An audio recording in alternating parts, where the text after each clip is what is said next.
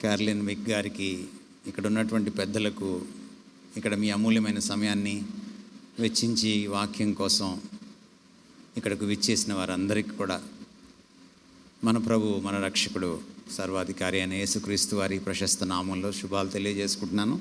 మీ అందరికీ కూడా వందనాలు. నేను వస్తున్నప్పుడు మీరు చప్పట్లు కొట్టకపోయినా పర్వాలేదు, అదేమంత గొప్ప విషయం ఏం కాదు. మనం మార్నింగ్ మాట్లాడుకునేటప్పుడు విశ్వాసం గురించి అనేకమైన విషయాల్ని మనం చర్చించుకున్నాం. విశ్వాసం అన్నది మనం దాని లోతుపాతులు మనం తెలుసుకోకపోతే మన విశ్వాస జీవితంలో ఉన్న లోటుపాట్లు మనకు అర్థం కావు. మన విశ్వాస జీవితాన్ని నెరపడం కూడా మనకు అర్థం కాదు. అయితే విశ్వాసం గురించి మనం వాక్యానుసారమైన అవలోకనం చేసుకుంటున్నప్పుడు, అర్థం చేసుకోవడానికి ప్రయత్నం చేస్తున్నప్పుడు వాక్యపు వెలుగులో మనం విశ్వాసం అంటే విధేయత అని చూసాం. అంటే యేసుక్రీస్తు వారికి మనం కమిట్ అవ్వకుండా మనం విశ్వాసులుగా ఉండలేం. విశ్వాసం అంటే చెయ్యెత్తేసి నా పాపాలు క్షమించని కాసేపు ఏడ్ చేసి ఆ తర్వాత శరమామూలు జీవితం కాదు విశ్వాసం అంటే. విశ్వాసం అంటే ఒక వ్యక్తి క్రీస్తు అనే వ్యక్తికి కమిట్ అయిపోతున్నాడు జీవితాంతం. డిసైపుల్షిప్ గురించి, శిష్యరికం గురించి ఇటీవల బైబిల్ని మరొక వర్షన్లోకి ట్రాన్స్లేట్ చేసినటువంటి యూజిన్ పీటర్స్ అనేటువంటి బైబిల్ స్కాలర్ ఒక అద్భుతమైన పుస్తకం రాశాడు శిష్యరికం గురించి. ఆయన పుస్తకానికి ఏం పేరు పెట్టాడంటే long obedience in the same direction అన్నాడు. క్రైస్తవ విశ్వాస జీవితం ఏమిటి అంటే అది ఒక సుదీర్ఘమైన విధేయతా జీవితం అన్నమాట. Long obedience in the same direction అంటే మళ్ళీ వెనక్కి తిరిగి చూడనటువంటి విధేయత. క్రీస్తు బాట పడితే ఇంకా ఆ బాట పట్టి ఇంకా అందులోనే విధేయత చూపించి ముందుకెళ్ళేటువంటి జీవితం. అందుకనే విశ్వాసంలో విధేయత చాలా ప్రాముఖ్యం. ఉదయం కూడా మనం అనేకమైనటువంటి ఉదంతాలు చూసాం, వాక్యపు సన్నివేశాలు, వాక్య భాగాలు మనం చూసాం. యేసుక్రీస్తు వారు కొందరి విశ్వాసాన్ని ఆయన నిర్మోహమాటంగా తృణీకరించారు. ఆయన తనను తాను వారి వశం చేసుకోలేదు. ఆయన నిక్కచ్చిగా చెప్పేశాడు. ఎందుకంటే వారి విశ్వాసంలో లోపం ఏంటంటే ఆయనకు విధేయత చూపించినటువంటిది. మనం ముగింపులో కూడా ఉదయం చూసాం, ఆయన ప్రభుత్వం కిందకి రాకపోతే మనం క్రైస్తవులం కాదు. మన జీవితంలోని ప్రతి రంగంలో, అది మన ఆలోచన జీవితమైనా, అది మన ఆంతరంగిక జీవితమైన ప్రైవేట్ లైఫ్ అయినా, అది మన బహిరంగ జీవితమైన పబ్లిక్ లైఫ్ అయినా, అది దాంపత్య జీవితమో, వృత్తి జీవితమో, సామాజిక జీవితమో, మరొక పార్శ్వమో, మరొకటో, అన్నీ ఆయన ప్రభుత్వం కిందకి రావాల్సిందే అని మనం చూసాం. మనము ఆ వాక్యపారాయణాన్ని కొనసాగిద్దాం. ఇప్పుడు దానికి ముందుగా కీర్తనల గ్రంథం నుంచి కొన్ని వచనాల్ని మనం చదువుకుందాం. కీర్తనల గ్రంథం 40వ అధ్యాయము యేసుక్రీస్తు వారి గురించి ముందుగానే చెప్పబడిన విషయాలు ఈ దావీదు కీర్తనలో మనకి కనపడతాయి. ఇక్కడ ఉన్నటువంటి కొన్ని విషయాలు అందుకనే మీకోసం చదువుతున్నాను. ముఖ్యంగా విధేయత గురించినటువంటి, యేసుక్రీస్తు వారి జీవితంలో విధేయత గురించినటువంటి విషయాల్ని దావీదు ప్రవచనాత్మకంగా ఇక్కడ మాట్లాడడం కూడా మనం చూస్తాం. కీర్తనలు 40, పాత నిబంధనలో 472వ పేజీ తెలుగు బైబిల్స్లో. నేను ఇక్కడ ఉన్నటువంటి కొన్ని విషయాల్ని చదువుతూ ఉన్నాను. 5వ వచనం నుంచి నేను చదువుతున్నాను. యెహోవా నా దేవా, నీవు మా ఎడల జరిగించిన ఆశ్చర్య క్రియలను, మా ఎడల నీకున్న తలంపులను బహువిస్తారములు. వాటిని వివరించి చెప్పేదని అనుకుంటున్నా, అవి లెక్కకు మించి ఉన్నవి. నీకు సాటి అయిన వాడు ఒకడునూ లేడు. మనం ఇందాక పాటలు పాడాం కదా, ఆరాధన చేశాం కదా. అది 5వ వచనం. వెంటనే ఆరాధన చెయ్యంగానే ఆయన వెంటనే 6వ వచనంలో ఏమంటున్నాడు చూడండి. బలులనైనను నైవేద్యములనైనను నీవు కోరుటలేదు, నీవు నాకు చెవులు నిర్మించి ఉన్నావు. బైబిల్ పరిభాషను మనం చాలా జాగ్రత్తగా అర్థం చేసుకోవాలి. బలులను నైవేద్యాలని నువ్వు కోరట్లేదు, కానీ నువ్వు నాకు చెవులు ఇచ్చావు అంటున్నాడు. ఏమిటి చెవులకి బలికి నైవేద్యాలకి ఏమిటి సంబంధం? నీవు నాకు చెవులు నిర్మించి ఉన్నావు. దహన బలులనైనను పాప పరిహారార్థ బలులనైనను నీవు తెమ్మనలేదు. పాతకాలంలో దాసులు ఉండేవాళ్ళు, బానిసలు ఉండేవాళ్ళు పెద్దవాళ్ళ గృహాల్లో. ఈ పెద్దవాళ్ళ గృహాల్లో బానిసలు ఉన్నప్పుడు థ్యాంక్ యూ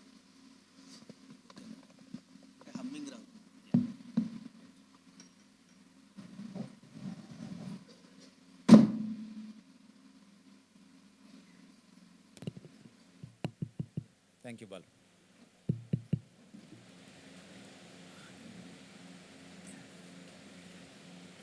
ఈ బానిసల్ని ఎక్కడో కొనుక్కొచ్చుకుంటారు, వేలం వేస్తారు, వాళ్ళని కొనుక్కొచ్చుకుంటారు. కొనుక్కొచ్చుకున్న తర్వాత వీడు జీవితాంతం వాళ్ళకి కట్టుబడి వెట్టి చాకరీ చేయాలి. వచ్చిన తర్వాత ఏం చేస్తారంటే ఒక ముద్ర లాంటి దాన్ని, ఇనుప ముద్ర లాంటి దాన్ని కాల్చి అతని శరీరం మీద ముద్రగా వేస్తారు. అంతేకాకుండా ఏం చేస్తారంటే అతని చెవుని గడప కమ్ముకి ఆనించి ఒక సువను, మీరు ఇక్కడ తెలంగాణలో ఏమంటారో సువనే అంటారా, దాన్ని బాగా ఎర్రగా కాల్చి వాడికి ఆ చెవుకు ఒక రంధ్రం పెడతారు. ఇవి గుర్తులు అనమాట వీడిని నా బానిస అనడానికి. ఇక్కడ దావీదు నాటి సంస్కృతిని బేస్ చేసుకొని నాటి పరిస్థితుల్లో మాట్లాడుతున్నాడు. అందుకని ఈ బైబిల్ పరిభాష మనం చాలా జాగ్రత్తగా అర్థం చేసుకోవాలి. ఎందుకు చెవుల గురించి మాట్లాడుతున్నాడు? మనం ఇప్పుడు ఈ మధ్య కొత్త స్టైల్ ఏంటంటే మనం ఎంత ఆరాధన చేస్తే అంత ఆశీర్వాదం అని కొత్త స్టైల్ ఇప్పుడు. దానికి తోడు ఇవి వచ్చాయి కొత్తగా, నా గొంతును కూడా మార్చి చెప్తాయి అన్నమాట. ఇప్పుడు చాలామంది సింగర్స్ పాడుతున్నారు కదా, మన పాస్టర్ల అమ్మాయిలు, పెద్ద పెద్దవాళ్ళ అమ్మాయిలు అబ్బాయిలు పాడుతున్నారు కదా, ఎల్బీ స్టేడియంలో కూడా పాడుతున్నారు కదా. ఇది మార్చేస్తుంది అనమాట గొంతుని. మనం ఎవరు అడుగుతున్నారు నన్ను, ఇలాంటి మైక్ ఒకటి ఉంటే బాగుండు, నేను పాటలు పాడచ్చు దేవుడి కోసం అని. నువ్వు మనుషుల కోసం పాడేటట్టయితే గొంతు మార్చే మైకులు కొనుక్కో. నువ్వు దేవుడి కోసం పాడేటట్టయితే నీ గొంతుతో పాడు.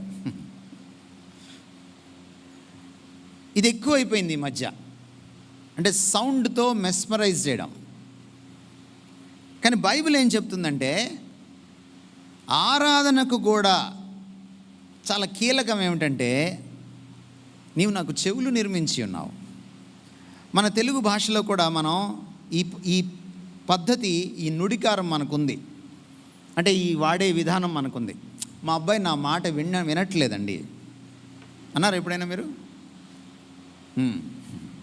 మీకు ఎవరైనా అబ్బాయిలు అమ్మాయిలు ఉంటే ఖచ్చితంగా ఈ సమస్య వచ్చి ఉంటుంది మీకు. ఏంటి మా అబ్బాయి నా మాట వినట్లేదంటే వాడికి చెవుడు వచ్చిందనే? కాదు, వాడికి చెవుడు వచ్చిందని కాదు. యేసుక్రీస్తు వారు కూడా చెవులు గలవాడు వినుగాక అన్నారు యేసుక్రీస్తు వారు. అంటే ఇక్కడ చాలామంది చెవిడోళ్ళు ఉన్నారు, వాళ్ళకి నేను చెప్పట్లేదు, చెవిటి వాళ్ళు కాని వాళ్ళకి చెప్తున్నానని అని కాదు అర్థం. చెవి అంటే వినడం అనేది విధేయతకు తార్కాణం అన్నమాట. వినడం అంటే వినపడ్డం కాదు, ధ్వనికి సంబంధించింది కాదు, అది నేను లోబడ్డానికి సంబంధించింది. అందుకనే ఇక్కడ ఏమంటున్నాడంటే బలులను నైవేద్యాల్ని నువ్వు కోరట్లేదు, కానీ నాకు చెవులు నిర్మించి ఉన్నావు. సో ఏం కోరుతున్నాడు దేవుడు? విధేయత కోరుతున్నాడు. ఆ తర్వాత వచనాలని మనం చూస్తే కూడా ఇంకా చక్కటి మాటలు మనకు అక్కడ కనపడతాయి. అప్పుడు పుస్తకపు చుట్టలో నన్ను గూర్చి వ్రాయబడిన ప్రకారం నేను వచ్చి ఉన్నాను. ఇది యేసుక్రీస్తు వారి గురించిన మాట. పుస్తకపు చుట్టలో, అంటే ఆ రోజులు ఇలా ఉండేది కాదు బైబిల్, పుస్తకపు చుట్టలు ఉండేవి. చుట్టలు తీసి ఇలా అడ్డంగా కానీ నిలువుగా కానీ తీసి వాళ్ళు చదివేవాళ్ళు. అంటే గ్రంథంలో, వాక్యంలో నా గురించి రాయబడిన మాటలు గురించి ఆయన మాట్లాడుతున్నాడు. యేసుక్రీస్తు వారి గురించి ముందుగా చెప్పబడిన ప్రవచన వాక్యాలు ఇవి. దాని ప్రకారం నేను వచ్చాను. అంటే యేసుక్రీస్తు వారు ఇక్కడికి రావడం కూడా దేవుడి మాటను బట్టి వచ్చాడు, విధేయతను బట్టి వచ్చాడు. తనంతట తాను రాలా. అందుకని అనేక మార్లు ఆయన ఏం చెప్పుకున్నాడంటే, ఈ లోకంలో ఉన్నప్పుడు 33.5 సంవత్సరాల్లో శరీరధారిగా ఉన్నప్పుడు, నా తండ్రి నన్ను పంపాడు, నన్ను పంపిన వాడి చిత్తము నెరవేర్చుట నా యొక్క కర్తవ్యం. నన్ను పంపినవాడు, నీవు నన్ను పంపినట్టే లోకంలోనికి నేను వీరిని లోకంలోకి పంపుచున్నాను. ఆయన మాటి మాటికి తండ్రి తనను పంపాడని చెప్పుకుంటూ వచ్చాడు. ఆ పదజాలం మీరు చూసినప్పుడల్లా 4 సువార్తల్లో మీకు అర్థం కావాల్సింది ఏమిటంటే, ఆయన తండ్రికి విధేయుడై కిందకు దిగాడు, నరావతారం ఎత్తాడు, మన మధ్యలోకి వచ్చాడు. అందుకే అంటున్నాడు ఆయన, పుస్తకపు చుట్టలో నన్ను గురించి వ్రాయబడిన ప్రకారము. ఈ పుస్తకాన్ని ఎవరు రాయించారు? ఈ పుస్తకాన్ని ఎవరు రాయించారు? మోషే సొంతకు రాస్తే వచ్చిందా? ఏమండి, యెషయా సొంతకు రాస్తే వచ్చిందా? కాదు. ప్రవచనం ఒకటి ఇచ్చవలన పుట్టదని మొదట గ్రహింపవలను అన్నాడు పేతురు. పరిశుద్ధాత్మ ప్రేరణ వల్ల కలుగుతుంది.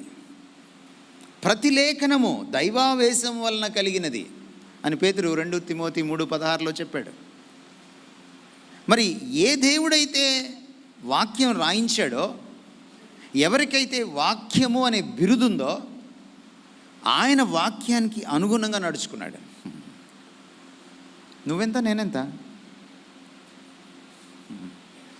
మత్తయి సువార్త 5వ అధ్యాయం మీరు చదివితే ఆయన ఏమన్నాడంటే, ధర్మశాస్త్రమును కొట్టివేయటకు నేను వచ్చానని మీరు తలంచొద్దు, నేను నెరవేర్చడానికే వచ్చాను. గలతీ పత్రిక మీరు చదివితే పౌలు చెప్తున్న మాటలు మీరు వింటుంటే, యేసుక్రీస్తు వారి గురించి, ఆయన స్త్రీ సంతానముగా పుట్టాడు. ఎందుకంటే స్త్రీ సంతానం ద్వారానే ఆయన అపవాదికి బుద్ధి చెప్తానని ఆదికాండం 3వ అధ్యాయం 15వ వచనంలోనే చెప్పేశాడు ఆయన. ఎందుకంటే నువ్వు నేను సృష్టించినటువంటి మనిషిని నువ్వు పాడు చేసావు కనుక, నిన్ను ఆ మానవ అవతారం ద్వారానే నిన్ను నేను అణిచివేస్తాను, నేను ఓడిస్తాను, నిన్ను అధఃపాతాళానికి తొక్కేస్తానని దేవుడు ఆ రోజే చెప్పడం జరిగింది. అయితే అక్కడ పౌలు ఒక మాట అన్నాడు, ఆయన స్త్రీ సంతానముగా పుట్టి ధర్మశాస్త్రమునకు లోబడినవాడు ఆయన. ఎందుకు యేసుప్రభు భారతదేశంలో పుట్టలేదు? భారతదేశంలో ధర్మశాస్త్రం లేదు. ఎందుకు యేసుప్రభు రెడ్ ఇండియన్స్లో పుట్టలేదు? వాళ్ళకి ధర్మశాస్త్రం లేదు. ఎందుకు యేసుక్రీస్తు ఫిలిస్తీన్లోనో అమాలేకీల్లోనో పుట్టలేదు? వాళ్ళకి ధర్మశాస్త్రం లేదు. ఎందుకు ఆయన రోమియోల్లోనో గ్రీకుల్లోనో పుట్టలేదు? ఒక సీజరు చక్రవర్తి కొడుగ్గా పుట్టలేదు, ఒక అలెగ్జాండర్ కొడుగ్గా పుట్టలేదు. వాళ్ళకి ధర్మశాస్త్రం లేదు. ధర్మశాస్త్రానికి లోబడాలి కనుక ధర్మశాస్త్రపు పరిధిలో ఉన్న కన్యక గర్భాన పుట్టాడు. అప్పుడు ఆయన స్త్రీ సంతానం అవుతాడు. అంటే ఆయన పుట్టుక కూడా విధేయత. ఆ తర్వాత మాట్లాడుతున్నాడు ఆయన, చూడండి, చాలా చక్కటి మాట అంటున్నాడు 8వ వచనంలో, నా దేవా నీ చిత్తము నెరవేర్చుట నాకు సంతోషం. ఎంతమంది క్రైస్తవులు చెప్పగలరు ఈ మాటలు?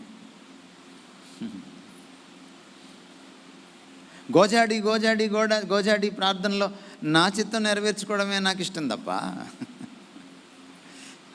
నాకు ఇల్లు ఇవ్వవా, నాకు అది ఇవ్వవా, నాకు ఇది ఇవ్వవా. చిన్నపిల్లలు చాక్లెట్ కోసం, ఐస్ క్రీమ్ కోసం కింద పడి అప్పుడప్పుడు కాళ్ళు పైకెత్తి యాగీ చేస్తుంటారే, మన ప్రార్థనలు చూస్తుంటే చాలాసార్లు అలాంటి పిక్చర్ గుర్తొస్తుంది, ఆ చిత్రమే గుర్తొస్తుంది. నాకు ఇస్తావా చేస్తావా? అప్పుడప్పుడు మీ అబ్బాయి మీ దగ్గరికి వచ్చి బైక్ అడుగుతాడు, వాడికి ప్రాణాపాయం తెచ్చుకోవడానికి. అది కూడా మామూలు బైక్ అడగడు, ₹1,00,000 పైన బైక్ అడుగుతాడు. నువ్వు ఇవ్వనంటే నానయాగి చేస్తాడు. చాలాసార్లు మన ప్రార్థనలు అలాగే ఉంటాయి. కానీ ఈయన అంటున్నాడు, నీ చిత్తము నెరవేర్చుట నాకు సంతోషము. సంతోషంగా చేయకుండా విధేయత లేదండి. Obedience is a voluntary act of will. విధేయత అనేది నేను స్వచ్ఛందంగా నా సంకల్పాన్ని దేవుడికి లోబరిచేటువంటి ఒక ప్రక్రియ. ఇది విధేయత. విధేయత బలవంతంగా చేసేది కాదు. విధేయత ఆరాధన కంటే గొప్పది. విధేయత ప్రసంగాల కంటే గొప్పది. విధేయత యూట్యూబ్ లైకుల కంటే గొప్పది. విధేయత బైబిల్ జ్ఞానం కంటే గొప్పది. విధేయత చర్చిలో నీ అనుభవం కంటే గొప్పది. విధేయత నువ్వు పెట్టే మీటింగుల కంటే గొప్పది. ఈరోజు మనం చాలా గొప్ప గొప్పగా అనుకుంటున్నాం కదా క్రైస్తవంలో. యూట్యూబ్లో లైకులు పెరిగితే గొప్ప, సబ్స్క్రిప్షన్లు పెరిగితే గొప్ప, నా పాటని ఇన్ని మిలియన్లు చూస్తే గొప్ప, మళ్ళీ మనమే థంబ్నెయిల్ మార్చి 1 మిలియన్ వ్యూస్. ఏమో నువ్వు చెప్పుకోకపోతే థంబ్నెయిల్ మార్చకపోతే ఏమవుద్దో. అక్కడ కింద రాసి ఉంటుంది కదా ఎన్ని మిలియన్స్, ఎన్ని లక్షలు. మళ్ళీ నువ్వు ప్రత్యేకంగా ఎందుకు చెప్పాలి? నన్ను చూడు, నా గొప్పతనం చూడు. ఎప్పుడైతే నిన్ను నువ్వు షో ఆఫ్ చేసుకుంటావో ఆరాధన అక్కడ చచ్చిపోయింది అంతే. నిన్నెప్పుడు నువ్వు కనపరుచుకుంటావో ప్రభు కనపడ్డు. నువ్వెప్పుడు కనుమరుగవుతావో ప్రభు కనిపిస్తాడు. That's worship. క్రైస్తవ విశ్వాసం విధేయత లేకుండా లేదు. క్రైస్తవ ఆరాధన విధేయత లేకుండా లేదు. క్రైస్తవ పరిచర్య విధేయత లేకుండా లేదు. క్రైస్తవ జీవితం విధేయత లేకుండా లేదు. విధేయత కీలకం. నీ ధర్మశాస్త్రము నా ఆంతర్యంలోనున్నది అని చెప్తున్న మాటలు చూడండి. ధర్మశాస్త్రం ఎక్కడ పెట్టుకున్నాడు? వాక్యాన్ని ఎక్కడ పెట్టుకున్నాడు? ఎందుకు ఈయన విధేయత చూపించగలిగాడు? నేను పొద్దున్న మీకు చెప్పాను, నోట్స్ రాసుకుంటే రాసుకున్నారు కానీ గుండెల్లో రాసుకోండి అని చెప్పాను నేను మీకు. ఇక్కడ పెట్టుకోవాలి. ఎందుకంటే నేను నోట్స్ రాసుకుంటే తీసుకుని వెళ్ళలేను. నేను ఉదయం లెగిస్తే ఇంట్లోనే ఉండను కదా. ఆఫీస్కి వెళ్తాను, వీధిలోకి వెళ్తాను, మార్కెట్లోకి వెళ్తాను, వ్యాపారం కోసం వెళ్తాను, పరిచర్య నిమిత్తం వెళ్తాను. ఎక్కడ పెట్టుకోవాలి వాక్యాన్ని? చాలామందికి కొత్త అలవాటు వచ్చింది. పొట్ట నొప్పి వస్తే పొట్ట మీద బైబిల్ తోటి ఇలా అనడం. ఈ పిచ్చి అలవాట్లు వచ్చినాయి ఈ మధ్యకాలంలో. నడు నొప్పి వస్తే నడువుని బైబిల్తో ఇలా అనడం. పిచ్చికళ్ళు వస్తే బైబిల్ని తలగడ కింద పెట్టుకొని పడుకోవడం. కొంతమంది గుండెల మీద పెట్టుకొని పడుకోవడం. నువ్వు గుండెల్లో దాచుకోవాలి నీ వాక్యాన్ని. అప్పుడే విధేయత నీకు అలవడుతుంది. విధేయత చాలా కీలకము. ఒకసారి 1 తిమోతి పత్రిక 2వ అధ్యాయము 10-11 వచనాలు చదువుతారా? 1 తిమోతి 2:10-11. దైవభక్తి గల వారమని చెప్పుకొను స్త్రీలకు తగినట్టుగా సత్క్రియల చేత తమ్మును తాము అలంకరించుకొనవలెను. స్త్రీలు మౌనముగా ఉండి సంపూర్ణ విధేయతతో నేర్చుకొనవలెను. స్త్రీ మౌనముగా ఉండవలసినదే కాని ఉపదేశించుటకైనను పురుషుని మీద అధికారము చేయుటకైనను ఆమెకు సెలవీయను. ఓకే, నేను ఆ స్త్రీ పురుషులకి ఎవరికి అధికారం ఉంది ఆ సబ్జెక్ట్లోకి వెళ్ళట్లేదు ఇప్పుడు. నేను అది నా సబ్జెక్ట్ కాదు. కానీ అక్కడ ఒక మాట ఉంది చూడండి, స్త్రీలకు ప్రత్యేకించి చెప్పాల్సిన మాట. అది బాగా కష్టం ఈ ప్రపంచంలో ఎవరికంటే విధేయత చూపించడం స్త్రీలకే.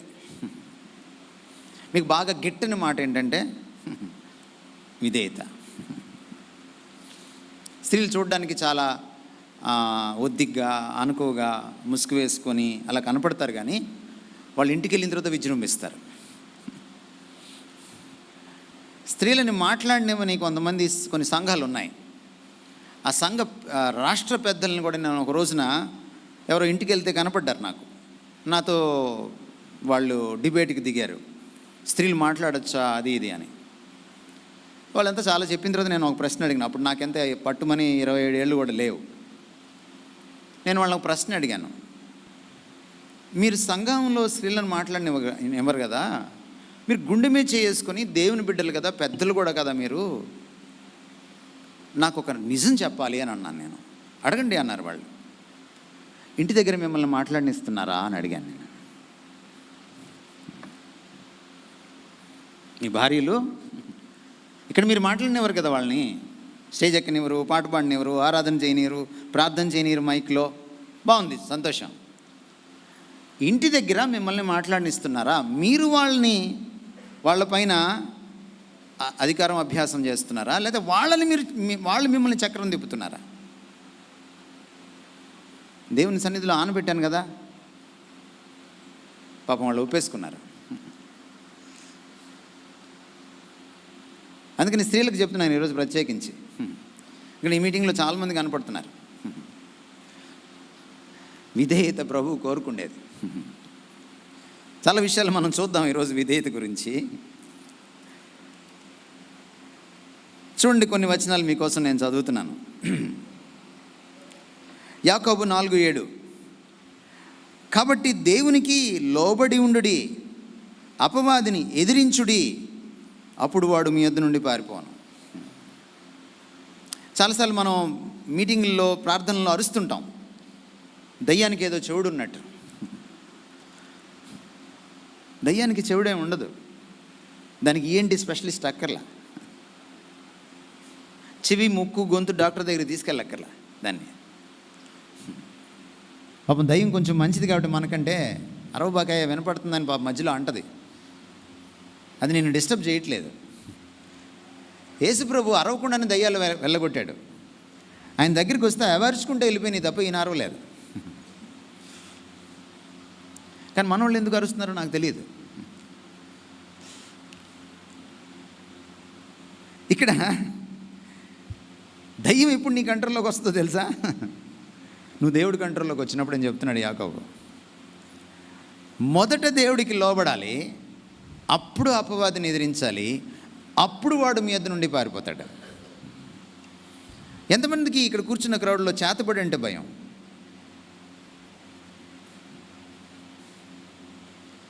పొద్దున్న నా మీటింగ్కి వచ్చుంటే మీరు చేతులు ఎత్తర్లే, నాకు తెలుసు.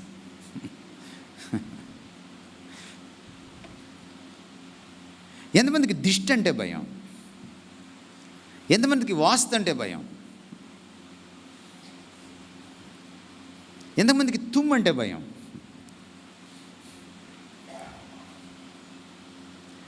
ఎంతమందికి బల్లి అంటే భయం? క్రైస్తవుల్ని అడుగుతున్నాను నేను, బయట వాళ్ళని అడగట్లా.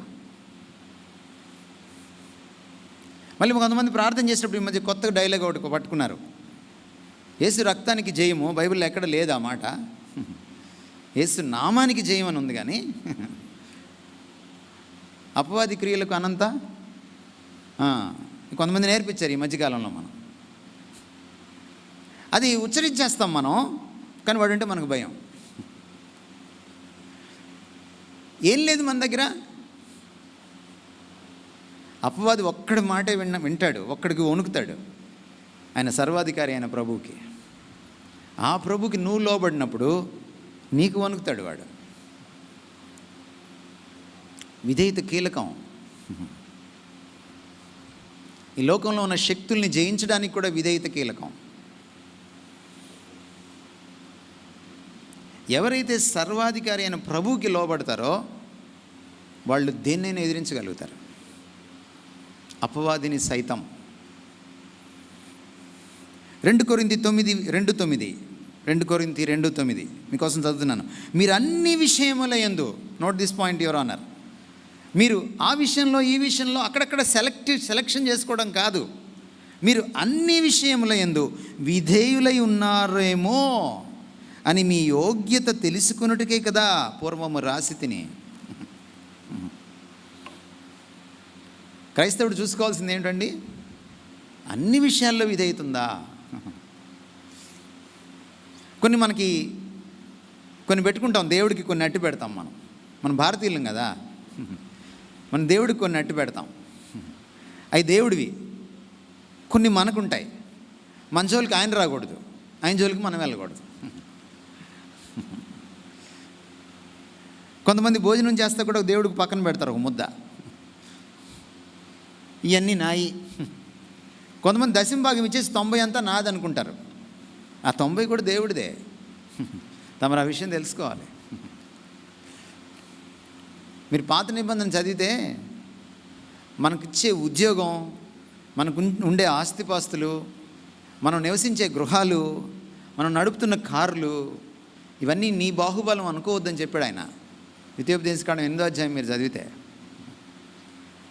నువ్వు సుఖభోగాలను అనుభవించిన తర్వాత నన్ను మర్చిపోతావేమో అన్నాడు ఆయన. ద్వితీయోపదేశకాండం 6వ అధ్యాయం మీరు చదివితే, for all the resources God is the only source. మన ప్రతి వనరుకి, మన ప్రతి ఈవికి, మన ప్రతి వరానికి, మనం అనుభవించే ప్రతి ఆశీర్వాదానికి ఆయనే మూలకారకుడు. ఇది మనం అర్థం చేసుకోవాలి. అందుకని అన్ని విషయాల్లో విధేయులై ఉండాలి. విధేయత చాలా కీలకమండి. ఇది చాలా చాలా కీలకము. యోహాను 3:36 చదువుతున్నాను.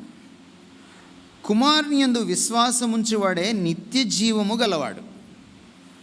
మళ్ళీ విశ్వాసం అన్న మాట వచ్చింది చూడండి. వెంటనే అన్న మాట ఏమిటంటే కామా పెట్టి యోహాను 3:36లో, కుమారునికి విధేయుడు కానివాడు జీవము చూడడు కానీ దేవుని ఉగ్రత వాని మీద నిలిచి ఉండను. ఇప్పుడు విశ్వాసం అంటే మీకేం అర్థమైంది? విశ్వాసానికి పర్యాయ పదంగా వాడుతున్నాడు విధేయతను యోహాను. ముందు లైన్లో ఏమంటున్నాడు?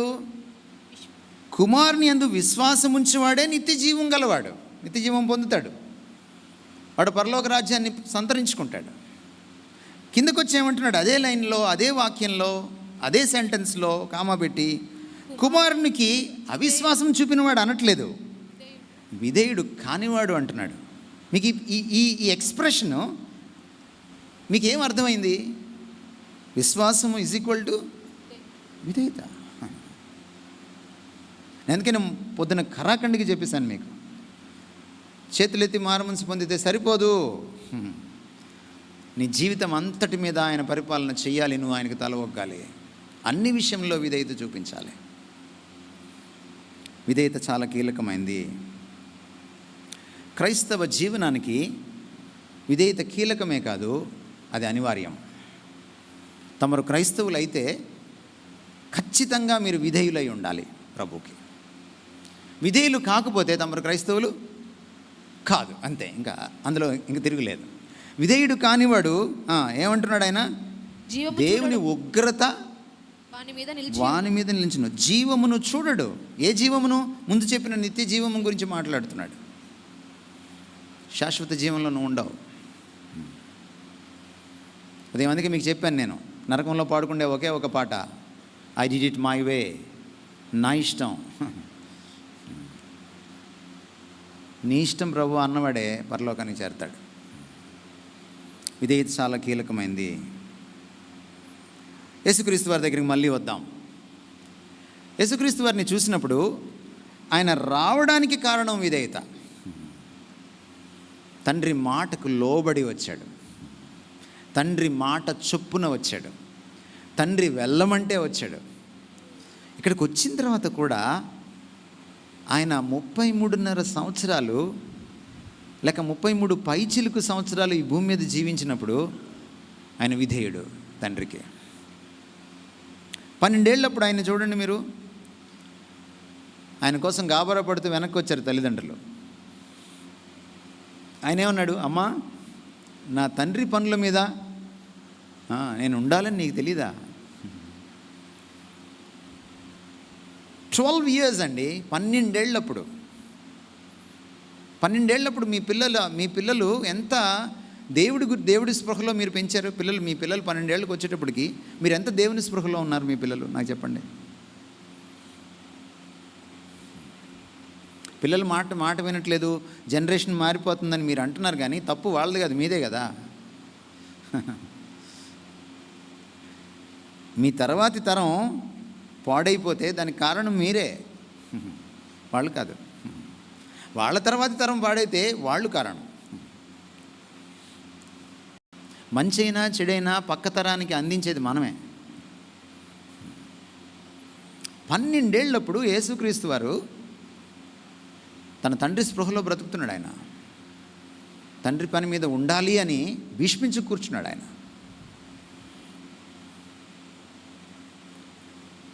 ఆయన ప్రసంగం చేస్తే ఇది నాది కాదు, నా తండ్రిది, నా తండ్రి చెప్పినవే నేను మీకు చెప్తున్నాను అంటాడు. మీరు యోహాను సువార్త 7వ అధ్యాయం చదివితే ఆయన ఒక అద్భుతం చేస్తే ఇది నేను కాదు, నా తండ్రి చెప్తేనే నేను చేస్తున్నాను అంటాడు. ఆయన కానాలో నీళ్లను ద్రాక్షరసంగా మార్చేటప్పుడు కూడా తల్లిని కల్పించుకోవద్దు అన్నాడు. అమ్మ నాతో నీకేంటి పని అన్నాడు. నా సమయం ఇంకా రాలేదు. ఆ సమయాన్ని ఎవరు ఫిక్స్ చేస్తారు? ఆయన ఫిక్స్ చేస్తాడు. అమ్మ చెప్పిన సమయం కాదు, తన పరలోకపు నాన్న చెప్పిన సమయంలో ఆయన నడుచుకున్నాడు. ఆయన జీవితాన్ని మీరు ఒకసారి చూడండి, స్కాన్ చేసి చూడండి. ప్రతి క్షణం విధేయతే. ఆయన కొన్నిసార్లు ఆయన చంపడానికి వస్తే తప్పించుకొని వెళ్ళిపోయాడు. ఆయన చాలామంది ఆయన పిరికివాడు అనుకున్నారు. పిరికితనం పాపం తర్వాత వచ్చింది. యేసుక్రీస్తు వారిలో పాపం లేదు, ఏ కోశాన.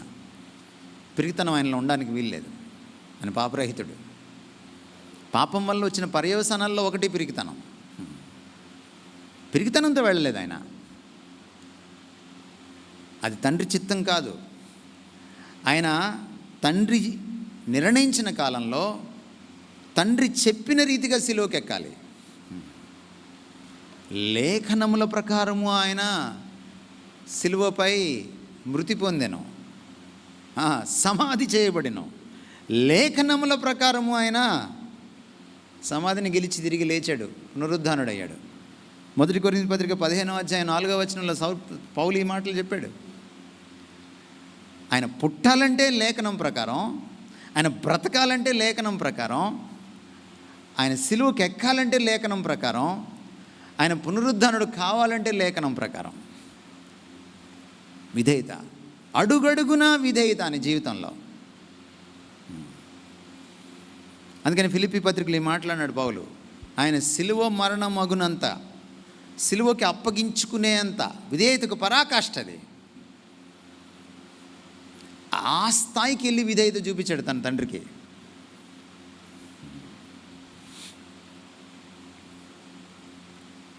యేసుక్రీస్తు వారు మన మోడల్. ఒకసారి హెబ్రీ పత్రిక 5వ అధ్యాయంలోకి మనం వెళ్దాం. 7-8 వచనాలు చదువుతారమ్మా ఎవరైనా? శరీరధారిగా ఉన్న దినములలో మహారోదనముతోను కన్నీళ్లతోను తన్ను మరణము నుండి రక్షింపగలవానికి ప్రార్థనలను యాచనలను సమర్పించి భయభక్తులు కలిగి ఉన్నందున ఆయన అంగీకరింపబడెను. ఆయన ప్రార్థనలో ఆ ప్రార్థన తీరు మీకేం అర్థమైంది? యాచన అంటే తెలుసా? పొద్దున్న నా స్నేహితుడు వచ్చి నువ్వేంటి పెద్ద పెద్ద తెలుగు పదాలు వాడుతున్నావు, మా తెలంగాణ వాళ్ళకి రాదన్నాడు. మీ తెలంగాణ వాళ్ళు చాలా మంచి తెలుగు మాట్లాడతారని నేను అనుకుంటున్నాను. మరి ఏమండి, మా అమ్మమ్మ తెలంగాణయే. మా అమ్మమ్మ ఇంట్లో చాలామంది కవులు ఉన్నారు, క్రైస్తవ పాటలు రాసిన వాళ్ళు, థియోలాజియన్స్ ఉన్నారు. She comes from Mahabubnagar area. నాకు తెలిసి తెలుగు బాగొచ్చు. మా అమ్మ నాకు తెలుగులో పునాది వేసింది, పట్టిచ్చింది. మా అమ్మ వల్లే వచ్చింది నాకు తెలుగు. నా భాష ఎవరికైనా అర్థం కావట్లేదండి ఇక్కడ? తెలుగు భాష అర్థమవుతుందా, అర్థం కావట్లేదా? మనకి నేను హైదరాబాద్ వచ్చేటప్పుడు మా గుంటూరు నుంచి విజయవాడ దాటగానే కొండపల్లి అని వస్తుందండి. ఆ కొండపల్లి దగ్గర కొన్ని బొమ్మలు ఉంటాయి. ఆ కొండపల్లి బొమ్మలు ఎప్పుడైనా మీరు చూసారా? ఆ తలకాయ ఇలా అని చూడండి మీరు, ఆ కొండపల్లి బొమ్మని. అది ఇలా అంటది. మీరు ఒక విషయం నేర్చుకోవాలండి. అవును అంటే ఇలా అనాలండి, కాదు అంటే ఇలా అనాలండి. కొండపల్లి బొమ్మలాగా ఇలా అన్నారనుకోండి, అది అవునో కాదో తెలియదండి. మీరు నాకు చెప్పండి, నా భాష మీకు అర్థమవుతుందా? Exactly, that's what I want. యాచన అంటే ఏమిటి? అడగడం కాదమ్మా, అడుక్కోవడం. అడగడం వేరు, అడుక్కోవడం వేరు. భిక్షాటన, భిక్షమెత్తుకోవడం. ఎవరైనా సాక్షాత్తు దేవుని కుమారుడు. ప్రార్థన ఈయన తీరు ఎలా ఉంది? అది విధేయత చూపించేవాడి తీరు. అది మంచి కొత్త ప్రార్థనలు వచ్చాయి. నీ కడుపులో కణితి మాయమవునుగాక. నువ్వు కణితిని కమాండ్ చేస్తున్నావా? అవి కడుపుని కమాండ్ చేస్తున్నావా? దేవుణ్ణే కమాండ్ చేస్తున్నావా? గొంతునప్పుంటే గొంతు మీద కాలు వేసి తొక్కి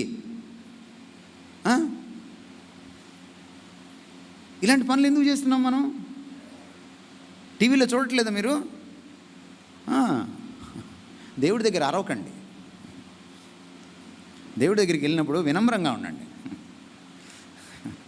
విధేయత చూపించేవాడికి ఒక తీరు ఉంటుంది, ఒక పద్ధతి ఉంటుంది. యాచిస్తాడు దేవుడి దగ్గర, భయభక్తులు ఉంటాయి. ఏమండి? కిందకు వచ్చి చదవండి, నెక్స్ట్ లైన్ చదవండి. ఆయన కుమారుడై ఉండి, note this point your honour. కుమారుడై ఉండి, మనలాంటి కుమారుడు కాదైనా ఏకైక కుమారుడు. దేవదూతలను కుమారులు అన్నారు, ఆదాముని కుమారులు అన్నారు, మనల్ని దత్త కుమార్తెలు అన్నారు. దైవ వాక్యాన్ని ప్రబోధించేవాళ్ళు, దైవోక్తిని పొందిన వాళ్ళని కుమారులు అన్నారు. కానీ మనలాంటి వాళ్ళు చాలామంది ఉంటారు, దేవదూతలు చాలామంది ఉంటారు, ఆదాము లాంటి వాళ్ళు చాలామంది ఉంటారు, విశ్వాసులు చాలామంది ఉంటారు. కానీ యేసుక్రీస్తు లాంటి కుమారుడు ఒక్కడే. అందుకనే ఆయన్ని ద ఓన్లీ బిగాటన్ సన్ అన్నారు. జనతైక కుమారుడు, అద్వితీయ కుమారుడు. మరొక ద్వితీయత లేదు. దాన్ని మీరు ఎలా చదువుకోవాలంటే, దేవునికి ఏకైక కుమారుడై ఉండి, ఒక్కగానొక్క కుమారుడై ఉండి, తాను పొందిన శ్రమల వలన విధేయతను నేర్చుకొనెను. What a beautiful word it is. ఈ రాత్రి మనం ప్రశ్నించుకోవాలి, నేను విధేయత నేర్చుకున్నానా? కుమారుడై ఉండి ఆయన నేర్చుకుంటే నేనెంత నేర్చుకోవాలి? ఇదేమిటి యేసుప్రభు నేర్చుకోవడం ఏంటని మీకు అనుమానం కలగచ్చు. అందుకే మీకు ఆ చిక్కుముడి కూడా విప్పేస్తాను. దేవుడికి విధేయత రాదండి. దేవుడికి విధేయత రాదు. దేవుడికి చేతకాని పనులు కొన్ని ఉన్నాయి. ఆయన అబద్ధం ఆడలేడు, ఆయన పాపం చేయలేడు, ఆయన మోసం చేయలేడు, ఆయన పాపాన్ని సహించలేడు. ఆయనకి చేతకాని పనులు కొన్ని ఉన్నాయి. ఆయనకి విధేయత రాదు. ఎందుకంటే ఆయన పైన ఎవడుండడు ఇంకా విధేయత చూపించడానికి.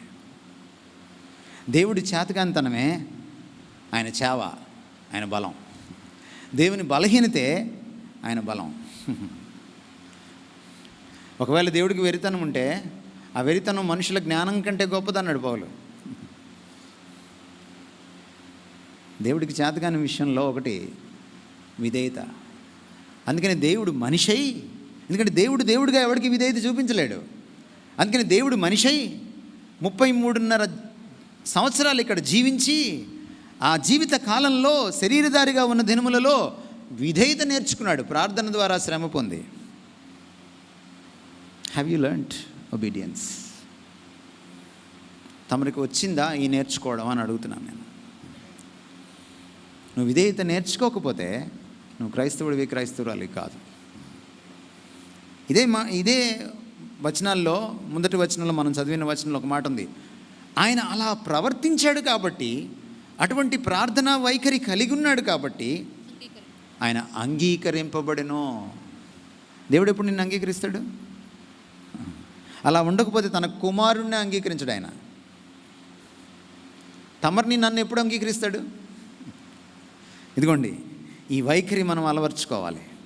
ఈ విధేయత వైఖరి అంటే మీకు తెలుసు కదా, మనం ప్రవర్తించే తీరు, మనం ఆలోచించే తీరు, మనం చూసే తీరు, మనం ప్రతిస్పందించే తీరు, దీని అంతటిని మూట కడితే వైఖరి అంటాం. విధేయత చూపించేవాడి వైఖరి ఇలా ఉంటుందండి. ఈరోజు క్రైస్తవుల్ని చూస్తే బాధేస్తుంది. తల బిరుసుతనం ఎక్కువైపోయింది. తల ఎగరేస్తున్నాం.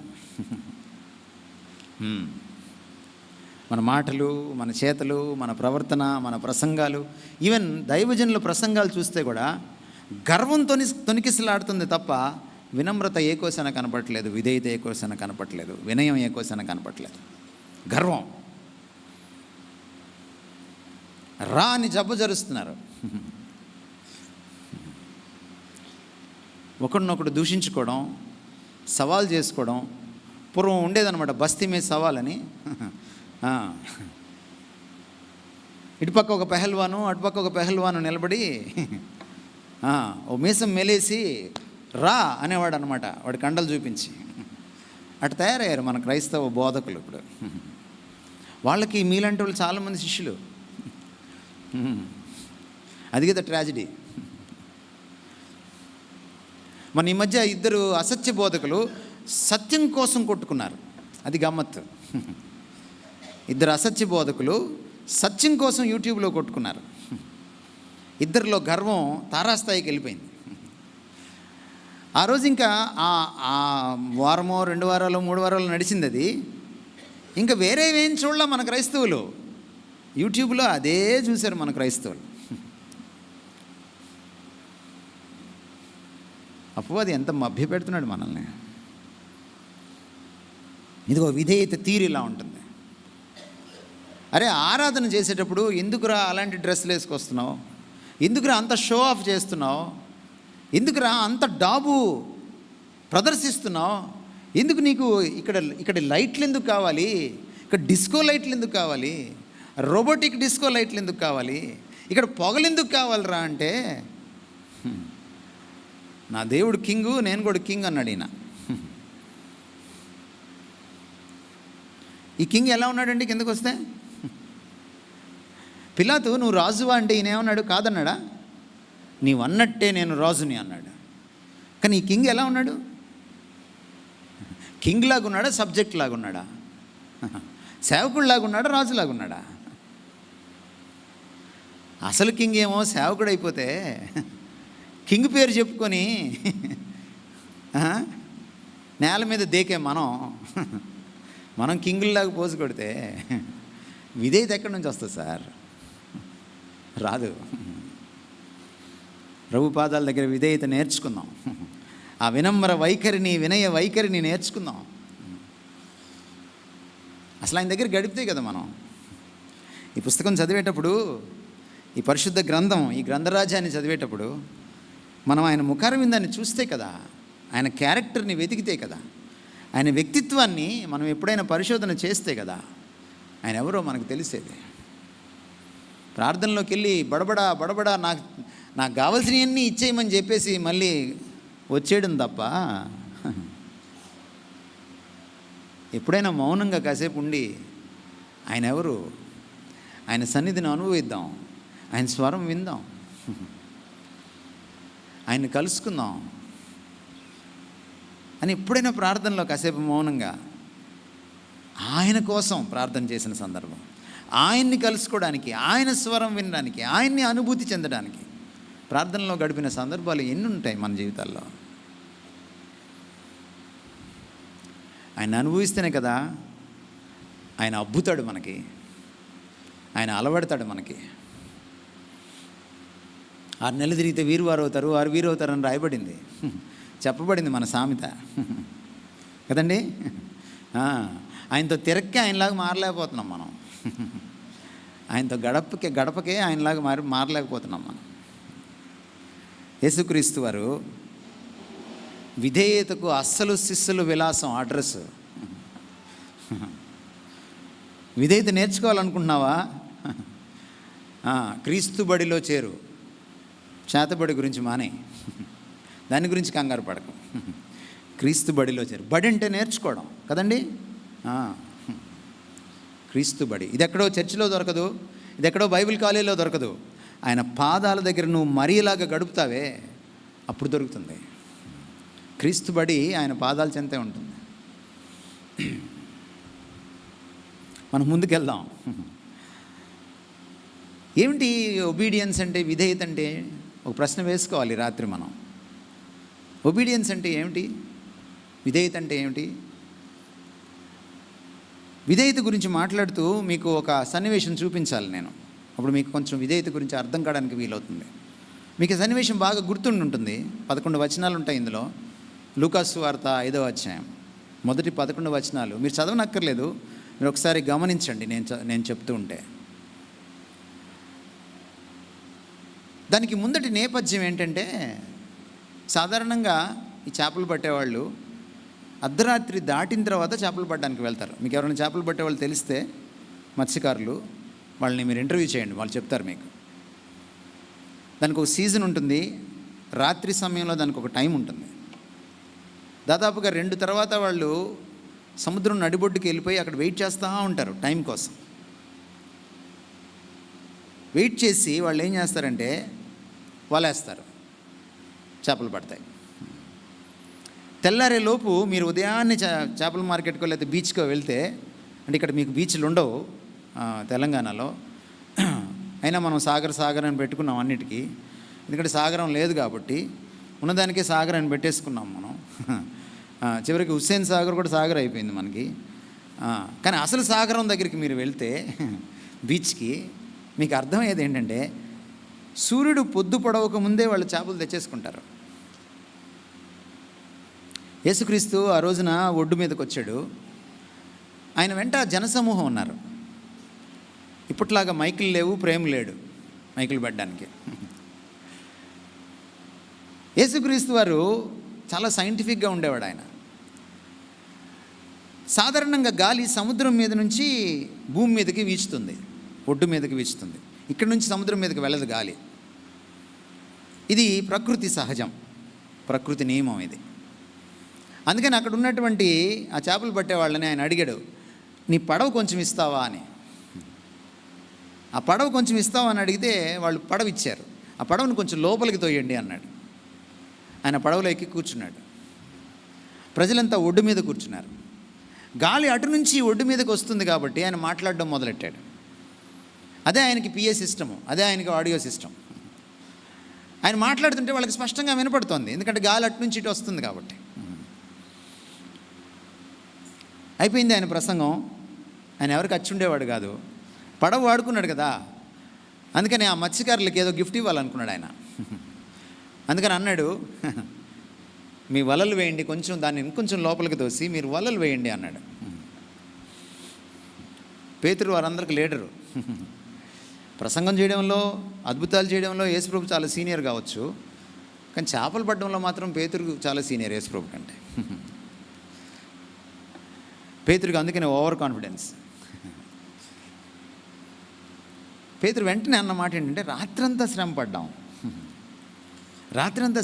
ఏం దొరకలా. యేసుప్రభు అన్నాడు, వెయ్యి వలలు వెయ్యి అన్నాడు.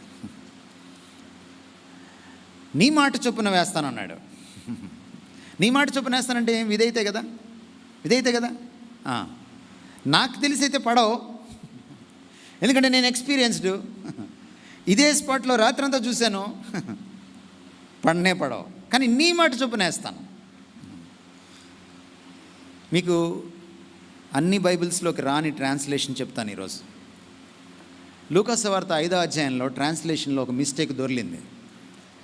ఆయన వలలు వేయమన్నాడు, పేతురు వేశాడు. ఎన్ని చేపలు పడ్డాయి? వల పిగిలిపోయింది. ఆ పడవలో పెడుతుంటే కూడా వాళ్ళకి చేత కావట్లేదు. అలవి కానీ విస్తారమైన చేపలు పడ్డాయి. మామూలుగా చేపలు పడితే, చేపలు పట్టేవాడికి ఎలా ఉంటుందండి, అందులో రాత్రంతా శ్రమపడి చేపలు దొరక్క ఉన్నప్పుడు ఇన్ని చేపలు పడంగానే చేపలు పట్టేవాడు ఏం చేస్తాడు సార్? గంగం స్టైల్లో డ్యాన్స్ వేస్తాడు.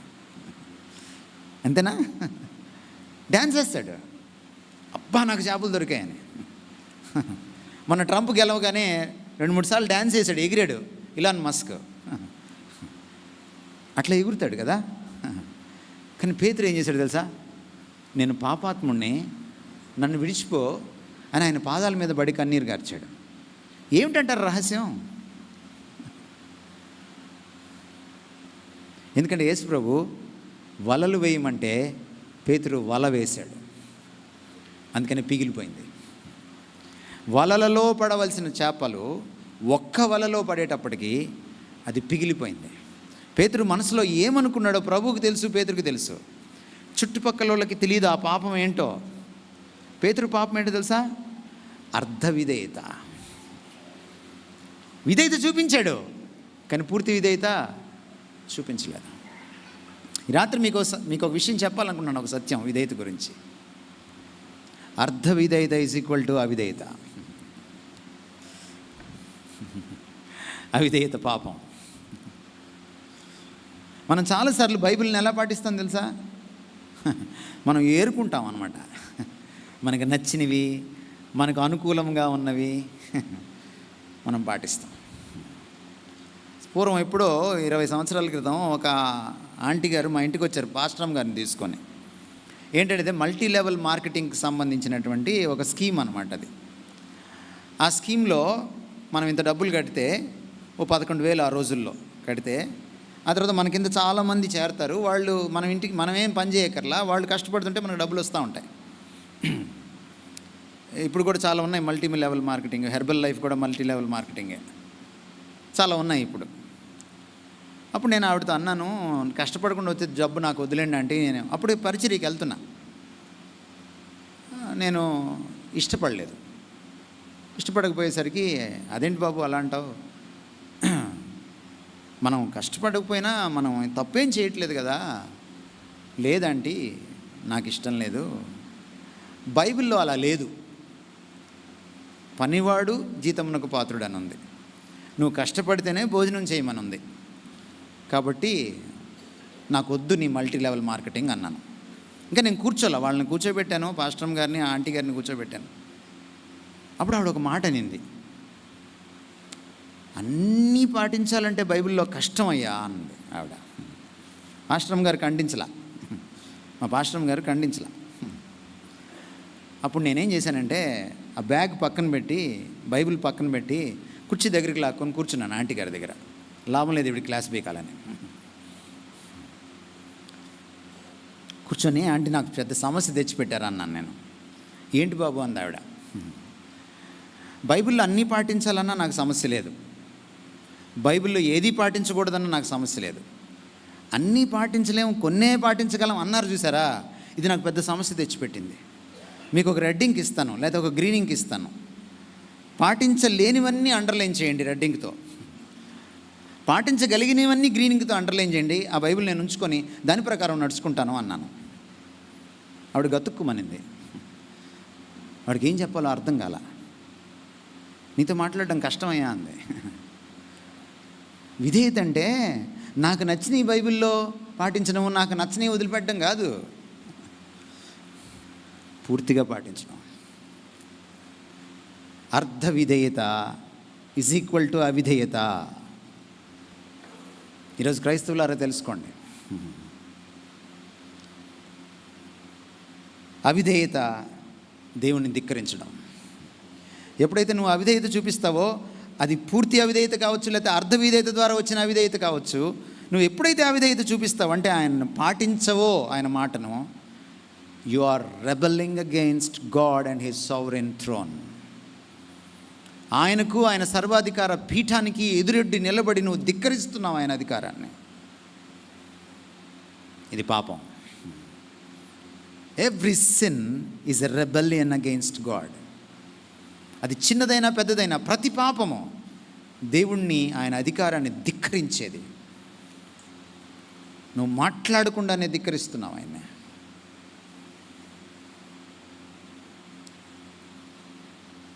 అవిధేయత చాలా ఘోరమైంది. అవిధేయత ఘోరం గురించి మీకు నన్ను చెప్పనివ్వండి. మీరు పాత నిబంధన చదివితే మాటి మాటికి ఇశ్రాయేలీలు దేవునికి అవిధేయత చూపించారు. మాటి మాటికి ఆయన తన వారిని పంపించి వారితో మాట్లాడాడు. మాటి మాటికి ప్రవక్తలు వచ్చారు. మీరు పాత నిబంధన ఒకసారి తిరిగేసుకోండి ఇంటికి వెళ్ళిన తర్వాత. పాత నిబంధనను మీరు ఒక్కసారి పారాయణం చేస్తే మీకు కనపడే విషయాలు ఇవే. ఈరోజు ఎందుకు ఇశ్రాయేలు ఇంత కష్టపడుతుంది? ఎందుకు ఇశ్రాయేలు మీద ఇంతమంది దాడి చేస్తున్నారు? మనం చాలాసార్లు ఇశ్రాయేలీలు దేవుని బిడ్డలు వాళ్ళు ఓడిపోరు, నిజమే. కానీ మీకు తెలియాల్సిన మరొక సత్యం ఉంది. ఇశ్రాయేలీలు ఏనాడు కూడా సుఖశాంతులతో ఉండింది లేదు. ఎప్పుడు యుద్ధాలే వాళ్ళ జీవితంలో. ఎందుకో తెలుసా మీకు? మీరు ఊరికి వెళ్ళిపోతారు కదా ఫ్లైట్ వేసుకొని, పరిశుద్ధ పుణ్యక్షేత్రం అని అక్కడికి. ఆడ నుంచి ఏంటది, నూనె తెచ్చుకోవడం, నీళ్లు తెచ్చుకోవడం, కర్చీపులు తెచ్చుకోవడం, ద్రాక్షరసం తెచ్చుకోవడం, ఈ మూఢనమ్మకాలు అన్నీ ఉన్నాయి కదా మనకి. ఈ దరిద్రం ఉంది మనకి. మీరు తెలుసుకోవాల్సిన ఒక విషయం ఏమిటంటే, ఇశ్రాయేలీ రోజులు ఇంత కష్టపడడానికి కారణం అవిధేయతే. వాళ్ళు మాటికి అవిధేయత చూపించారు.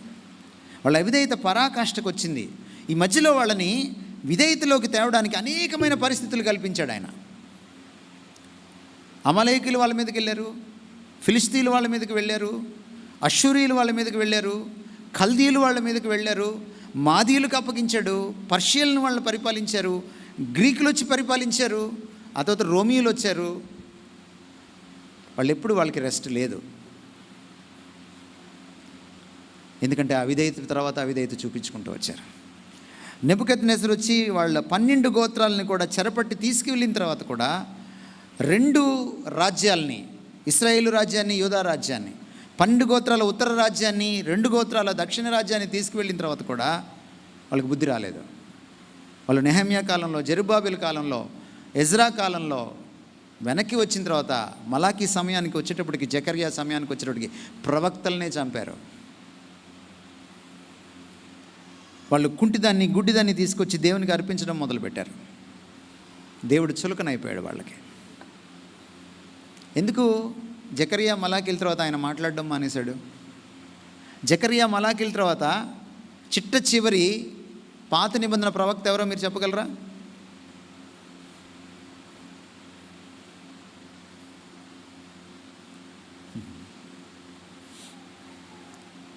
మీ బైబిల్ క్విజ్లో రాదు ఇది.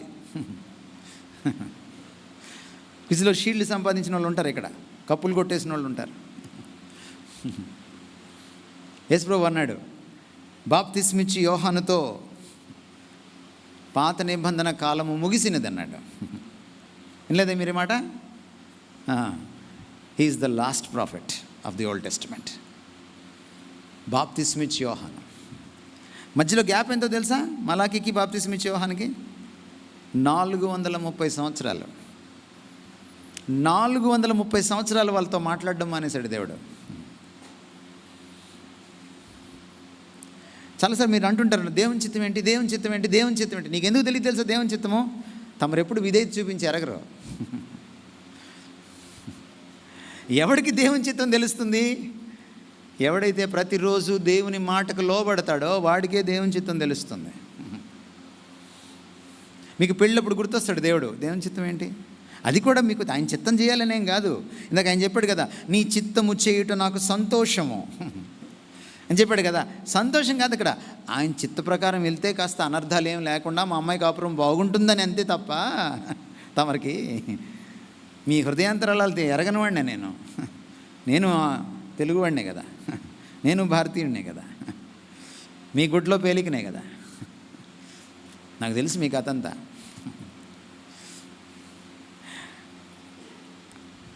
ఇది చాలా అవసరం అండి. ఈ విషయం మనం అర్థం చేసుకోవాలి. దేవుడు ముఖం తిప్పేస్తాడండి విధేయత చూపించకపోతే. Let me tell you my friends, ఒక విశ్వాసి జీవితంలో ద గ్రేటెస్ట్ ట్రాజడీ ఏంటో తెలుసా? ఒక యాక్సిడెంట్ కాదు, ఒక క్యాన్సర్ కాదు, ఒక విడాకులు కాదు, పెళ్ళి లేట్ అవ్వడం కాదు, నీటిలో సీటు రాకపోవడం కాదు, అమెరికా వీసా రిజెక్ట్ అవ్వడం కాదు. ఒక విశ్వాస జీవితంలో గ్రేటెస్ట్ ట్రాజడీ, అత్యంత విషాదకరమైన విషయం ఏంటంటే దేవుడు మాట్లాడడం మానేసి ముఖం తిప్పేయడం. The absence of God.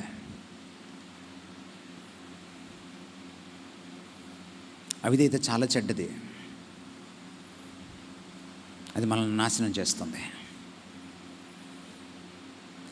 జీవానికి మూలమైన వాడు నా జీవితంలో పనిచేయడం మానేస్తే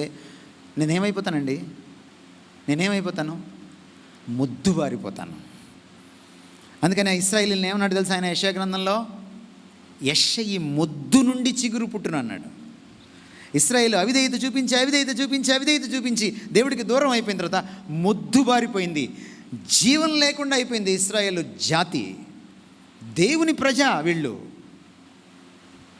వాళ్ళని కనికరించి, యెషయి అంటే దావీదు వాళ్ళ నాన్నగారు, ఆ గోత్రం నుంచి యేసుక్రీస్తు వారు వచ్చిన తర్వాత ఆ మొద్దులోంచి మళ్ళీ చిగురు పుట్టింది. ఆ చిగురుని కూడా సిలువేసి చంపేశారు, బతకనిలేదు. అవిధేయత ఘోరమైందండి. క్రైస్తవుడికి పుట్టగతులు లేవు విధేయత లేకుండా. Take it very seriously my friends.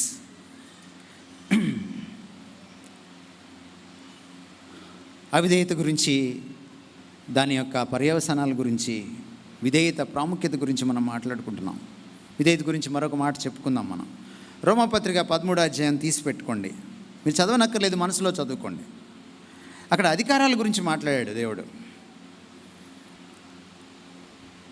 1 నుంచి 6 వచనాలు మీరు చదివితే, అధికారములన్నీ దేవుని వలననే కలిగినవి. దేవుని వలన కలిగినది తప్ప మరి ఏ అధికారం ఈ భూమి మీద లేదు, ఈ ప్రపంచంలో, ఈ విశ్వంలో లేదు. దేవుడు ఇస్తేనే అధికారం వస్తుంది. దేవుడికి ఒక్కడికే, ఎవడో ఇస్తే రాదు అధికారం. తనంతట తానే అధికారం కలిగిన వాడు. బట్ మనకి అది ఒక దేశ ప్రధానైనా, ఒక దేశ అధ్యక్షుడైనా, ఒక పోలీస్ ఆఫీసర్ అయినా, ఓ తహసీల్దార్ అయినా, ఓ కలెక్టర్ గారైనా దేవుడిస్తేనే అధికారం వస్తుంది. మీ ఆఫీసులో బాస్ అయినా, మీ ఇంట్లో నువ్వు తండ్రివైనా తల్లివైనా, నువ్వు అత్తవైనా నీ కోడలి పైన. చాలాసార్లు మనం అనుకుంటాం, నా ఆడపడుచుతనం, నా అత్తతనం చూపించాలి అనుకుంటాం. మనం కోడల్ని నలిపేస్తుంటాం మనం. గుర్తుపెట్టుకో, దేవుడిస్తే తప్ప నీకు అధికారం రాలేదు. కొన్నిసార్లు భర్తలు భార్యల్ని నలిపేస్తుంటారు. గుర్తుపెట్టుకో, నీకు భర్త హోదా వచ్చింది దేవుడిస్తేనే వచ్చింది. కొంతమంది పాస్టర్లు తమ గొర్రెల్ని నలిపేస్తూ ఉంటారు. పాస్టర్లు మీ గొర్రెల పైన బాసులుగా ఉండద్దు, దాసులుగా ఉండండి అని పేతురు చెప్పాడు తన పత్రికలో. పేరుకేమో జేసుదాసు క్రీస్తుదాస్ అంటారు, దగ్గరికి వెళ్ళి చూస్తే అయ్యగారు బాస్. సమీపింపురాని తేజస్సులో ఉంటారు అయ్యగారు. ఆ సమీపింపురాని తేజస్సులో ఉన్న ఆయనేమో వచ్చేసాడు మన మధ్యలోకి, మన మధ్య నివసించాడు. ఈయన గారేమో సమీపించడం తేజస్సులోకి వెళ్ళిపోయాడు. అందుకని అయ్యగారి దగ్గరికి వెళ్ళలేం మనం. మీరు ఈరోజు చాలామంది సెలబ్రిటీ బాసులను చూస్తున్నారు అలాగే క్రైస్తవ లోకంలో. కానీ ఈయన అంటున్నాడు, అధికారములన్నీ దేవుడి నుంచి వస్తాయి. అందుకే ఒక మాట చెప్పాడు ఈయన, నీకు నచ్చినా నచ్చకపోయినా, నీకు రేవంత్ రెడ్డి నచ్చకపోయినా ఆయన నీ ముఖ్యమంత్రే, లోబడాల్సిందే. నీ కులపోడు పాస్టర్ కాకపోయినా నీ చర్చిలో నీకు నచ్చకపోయినా నువ్వు లోబడాల్సిందే. నీ పై అధికారి ఆంధ్రోడైనా సరే నువ్వు లోబడాల్సిందే. ఎందుకంటే అధికారములన్నీ దేవుని వలననే కలిగినవి. అంటే దేవుడికి విధేయత చూపించిన తర్వాత నెక్స్ట్ స్టెప్ ఏంటంటే, మనం ప్రభుత్వానికి విధేయత చూపించాలి. ఏమండి, మనం మన యజమానులకు విధేయత చూపించాలి. యజమాని అంటే మనకు ఉద్యోగం ఇచ్చినాడు. మనం మన తల్లిదండ్రులకు విధేయత చూపించాలి. మనం సంఘంలో పెద్దలకి, పాస్టర్కి విధేయత చూపించాలి. నీకు నచ్చకపోయినా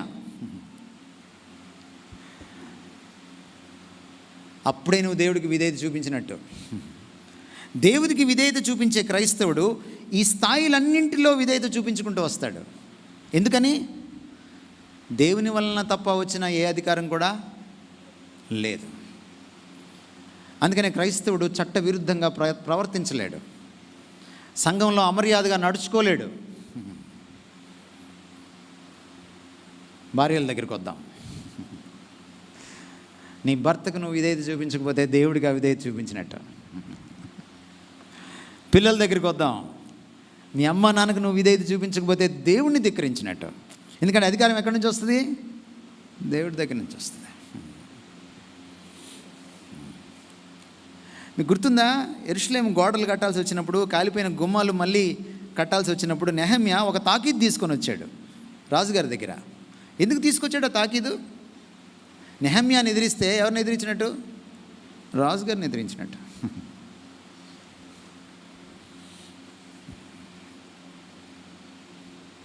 గుర్తుపెట్టుకోండి,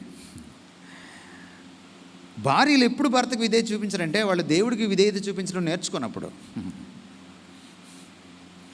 పిల్లలు ఎప్పుడు తల్లిదండ్రులకు విధేయత చూపించారంటే వాళ్ళకి దేవుడికి విధేయత చూపించినప్పుడు, నేర్చుకున్నప్పుడు. సంఘస్థులు ఎప్పుడు పాస్టర్ గారికి పెద్దలకి విధేయత చూపించారంటే వాళ్ళు దేవునికి విధేయత చూపించడం నేర్చుకున్నప్పుడు. ఇక్కడ ఇంకో మాట కూడా చెప్పాలి, భర్తలకు కూడా చెప్పాలి. భార్యలు నీకు విధేయత చూపించాలని తమరు అనుకుంటున్నారే, తమరు దేవుడికి విధేయత చూపిస్తే తప్ప తమరికి భర్త స్థానం దొరకదు. ఆదాము హవ్వలు దేవుణ్ణి ధిక్కరించిన మరుక్షణం సృష్టిని పరిపాలించలేకపోయారు, ఏదైనా వనాన్ని కాయలేకపోయారు, వెళ్ళగొట్టబడ్డారు. The moment the husbands, the parents, the bosses, the pastors, the elders disobey God, they cannot have the right to stay there. భర్తలైనా, పాస్టర్లైనా, పెద్దలైనా, తల్లిదండ్రులైనా, ప్రభుత్వం అయినా, అధికారులైనా దేవుడికి లోబడకుండా వాళ్ళు ఆ అధికారాన్ని అభ్యాసం చేయలేరు. Let me tell you one thing. విధేయత గురించినటువంటి ఒక గొప్ప విషయం మీకు చెప్పనివ్వండి. ఇక్కడ ఫిలిప్పీ పత్రిక 2వ అధ్యాయము మీరు చదివితే 5వ వచనం నుంచి మీరు 11వ వచనం దాకా చదివితే మళ్ళీ మీరు తీసుకొని చదువుకోండి. మీకు కనపడేటువంటి ఒక విషయంగా ఏంటంటే అక్కడ విధేయత యొక్క గొప్ప ఆశీర్వాదం ఏంటో తెలుసా మీకు? నువ్వెంత విధేయత చూపిస్తే అంత అధికారం దక్కుతుంది.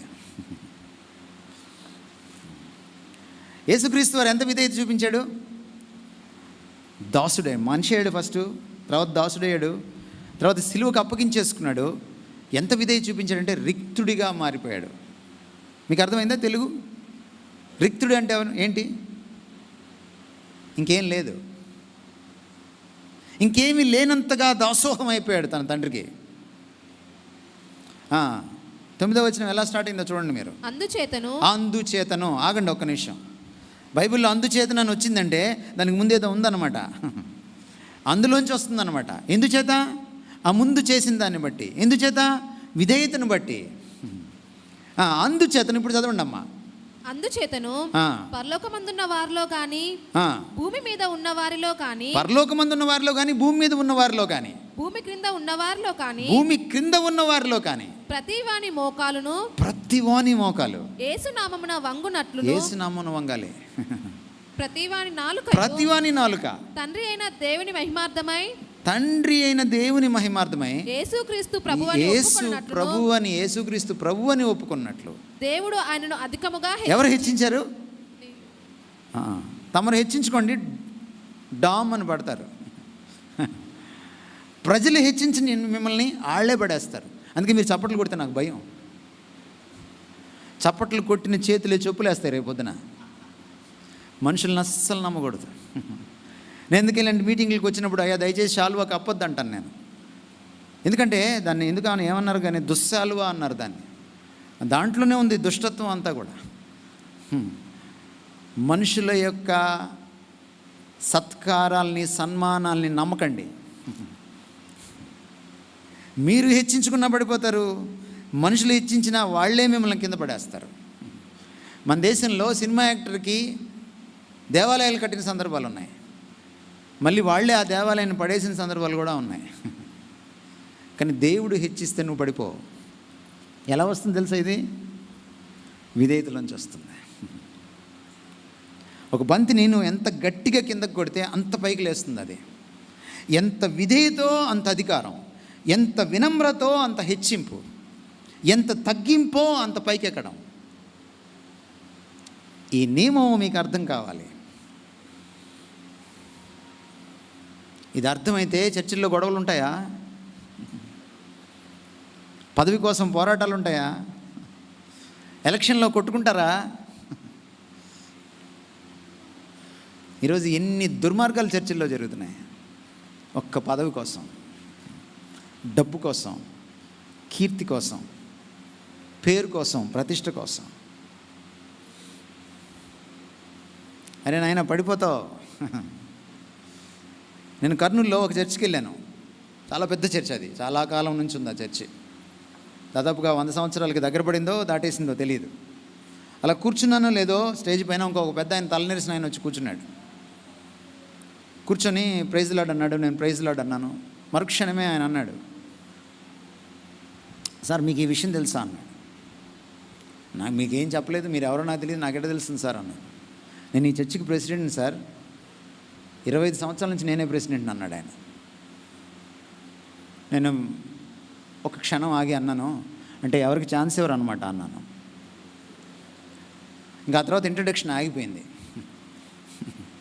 తన గురించి తాను చేసుకునే పరిచయం ఇంకా అక్కడితో ఆగిపోయింది. ఇది చూడండి మీరు ఒకసారి. నువ్వు నిజంగా హెచ్చింపబడాలనుకుంటున్నావా? ప్రభు దగ్గర దాసోహం అయిపో. ప్రభువుకి ఆయన నియమించిన ప్రతి అధికారానికి లోబడు. చూడు దేవుడు నిన్ను ఎలా ఆశీర్వదిస్తాడు. ఇది విధేయతలో ఉన్నటువంటి ఆశీర్వాద పరాకాష్ట. The height of the blessing in obedience. మనకు సమయం చాలా తక్కువగా ఉంది, మనం ముగించుకుందాం. విధేయత గురించి మీకు ఇంకో విషయం తెలియాలి. ఇది ఒక్కరోజు అబ్బేది. ఇది రాత్రికి రాత్రి నీకు వచ్చేసేయదు, నీ అకౌంట్లో పడిపోదు. నువ్వు అభ్యాసం చేయాలి, నువ్వు కసరత్తు చేయాలి. అందుకని యేసుక్రీస్తు వారి గురించి ఏం రాయబడింది? ఆయన విధేయత నేర్చుకోనేను. తమరు నేర్చుకోవాలి. కొంతమందికి పెళ్ళి కాకముందే వంటొచ్చు, కొంతమంది పెళ్ళైన తర్వాత నేర్చుకుంటారు వంట. కొంతమందికి ఇప్పుడు కూడా సైకిల్ తొక్కడం రాదు. నేర్చుకోవాలి, నేర్చుకోవాలి. ఎక్కడ నేర్చుకోవాలి? ఆయన పాదాల దగ్గర నేర్చుకోవాలి. It takes time. మీరు అప్పుడప్పుడు ప్రభువుని పలకరించి హాయ్ బాయ్ అంటున్నారు అనుకోండి. అన్యుల ఇళ్లల్లో పూజ గదులు ఉంటాయి. వాళ్ళు ఏం చేస్తారంటే ఓ పూజ గదిలో దేవుడిని బంధిస్తారు. అప్పుడప్పుడు శుక్రవారం తలస్నానం చేస్తారు. ఆ తలస్నానం చేసినప్పుడు తలుపు తీస్తారు. అబ్బా వచ్చిందిరా అనుకుంటే లోపే దండం పెట్టి క్లోజ్ చేసేస్తుంది ఆవిడ. హాయ్ అంటది, ఆయన హాయ్ అనే లోపు ఇవిడ బాయ్ కూడా చెప్పేస్తుంది. అందుకని గుడిలో కూడా ఎక్కువసేపు ఉండరు వాళ్ళు. గుడికి వెళ్తారు, గబగబా వచ్చేస్తారు. ఇక్కడే గుడి దగ్గర వెళ్ళి వస్తా అంటారు అనమాట. అది క్రైస్తవ భక్తి కాదు. ప్రభు చిత్తమైతే రాబోయే రోజుల్లో క్రైస్తవ భక్తి గురించి నేను మాట్లాడతాను. క్రైస్తవ భక్తి ఏమిటంటే నువ్వు ఆయనతో ఒక నిరంతరమైన సంబంధం పెట్టుకోవాలి, ఒక నిరంతరమైన స్నేహం నెరపాలి, ఒక నిరంతరమైన సాన్నిహిత్యం మెయింటైన్ చేయాలి. ఇది అనునిత్యం జరగాలి. It's a daily business. Your fellowship with God, with Christ is a daily business of a Christian. ఇది జరిగినప్పుడు విధేయత క్రమేపీ అబ్బుతుంది, అలవడుతుంది. విధేయత అలవడినప్పుడు ఆశీర్వాదం దొరుకుతుంది. ఒక మాట చెప్పి నేను ముగిస్తాను. మీరు ఎప్పుడు ఆశీర్వాదాలు కావాలంటూ వస్తుంటారు కదా. ఇక్కడ ఆశీర్వాదాల కోసం ఈ బెల్లంపల్లి, కూకట్పల్లి లేకపోతే అలాంటి చోట్లకి వెళ్ళిన వాళ్ళు ఎంతమంది? వాళ్ళకి డబ్బులు పంపించిన వాళ్ళు ఎంతమంది?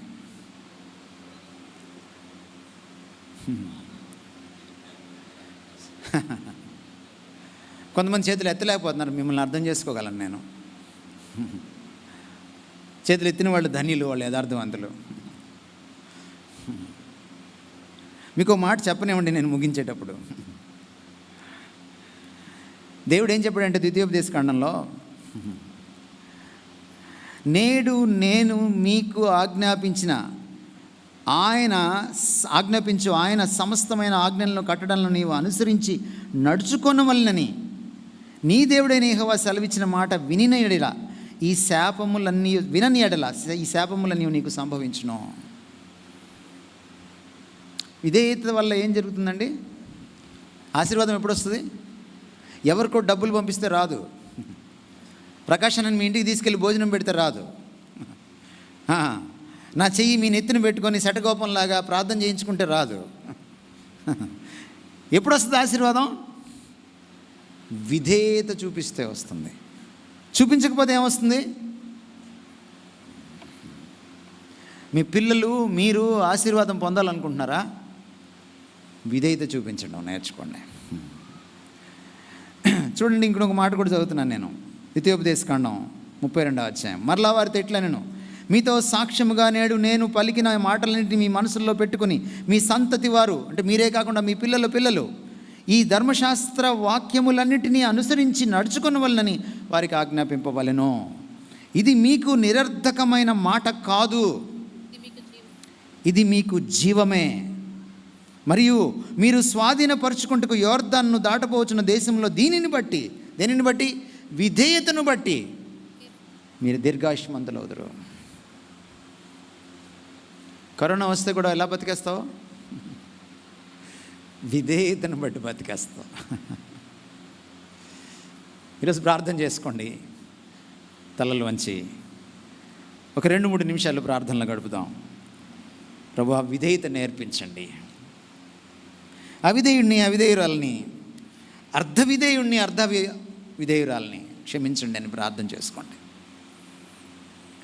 ఒక 2-3 నిమిషాలు మీ సొంత మాటల్లో దేవుడు మీతో మాట్లాడిన రీతిగా, మీ హృదయం స్పందించిన రీతిగా మీరు ప్రార్థన చేసుకోండి. విధేయత కీలకం, విధేయత ప్రాముఖ్యం, విధేయత తప్పనిసరి. దేవుడు ఆరాధన కంటే ఎక్కువగా, అనుభవం కంటే ఎక్కువగా, అందలం కంటే ఎక్కువగా, మరి దేనికంటే ఎక్కువగా విధేయతను కోరుతున్నాడు. బలుల కంటే, నైవేద్యాల కంటే ఎక్కువగా విధేయతే నైవేద్యం, విధేయతే బలియాగం. మీ శరీరాలని సజీవంగా సమర్పించుకోండి. ఇదే నిజమైన ఆరాధన, ఇదే నిజమైన బలియాగం అంటున్నాడు పౌలు రోమా 12లో. విధేయతే నైవేద్యం, విధేయతే ఆరాధన, విధేయతే బలియాగం. మీరు ఒకవేళ విధేయతగా చూపాలని కోరుకొని దాని నుంచి తప్పిపోవచ్చు. కానీ మీకు మనసుంటే, ప్రభా విధేయత చూపడానికి నాకు శక్తినివ్వు, కృపనివ్వు అని ఆయన అడగండి, ఆయన ఇస్తాడు. విధేయత చూపలేని నిస్సహాయ బ్రతుకులు మనవి. విధేయత చూపలేని పాపానికి బానిసలైన బ్రతుకులు మనవి. అవిధేయత సహజంగా అబ్బినటువంటి మనుషులం మనం. కానీ ఆయన పాదాల మీద పడి పేతురులాగా మనం పశ్చాత్తాపడితే ఆయన విధేయత చూపే శక్తిని, కృపను అనుగ్రహిస్తాడు. విధేయతే, క్రీస్తుకు విధేయులు కావడమే ఉగ్రత నుంచి తప్పించుకోవడానికి, నరకాగ్ని నుంచి తప్పించుకోవడానికి వీలవుతుంది, నిత్య జీవాన్ని పొందడానికి వీలవుతుంది. విధేయులు అయినప్పుడే ఆయన మాట్లాడడం మొదలెడతాడు. విధేయులం అయినప్పుడే మనం ప్రతి ఆశీర్వాదాన్ని పొందుకుంటాం. విధేయులమైనప్పుడే ఆయన మనల్ని హెచ్చిస్తాడు. మనం ప్రపంచాన్ని, మన గృహాల్ని, మన సంఘాలని పరిపాలించగలుగుతాం. మనం పనిచేసే చోట కూడా మనం తలగా ఉండగలుగుతాం. విధేయత కీలకం, విధేయత ప్రాముఖ్యం, విధేయత తప్పనిసరి. దేవుడు అంతిమంగా కోరుకునేది విధేయత.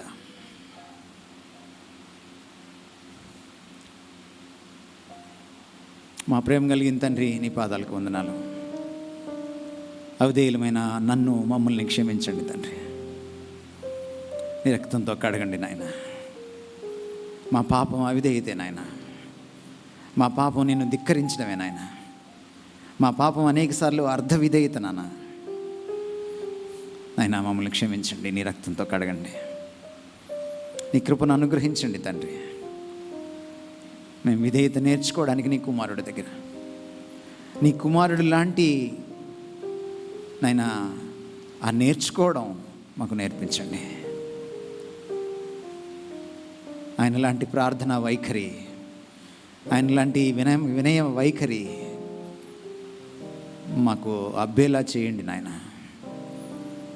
ప్రతిదినం ఆయన పాదాల చెంత చేరి విధేయత నేర్చుకోవడానికి, నీకు ఇష్టలుగా బ్రతకడానికి మాకు కృప చూపించండి తండ్రి. యేసుక్రీస్తు వారి ప్రశస్తమైన నామమున వేడుకుంటున్నాం ప్రభువా. ఆమేన్. Thank you.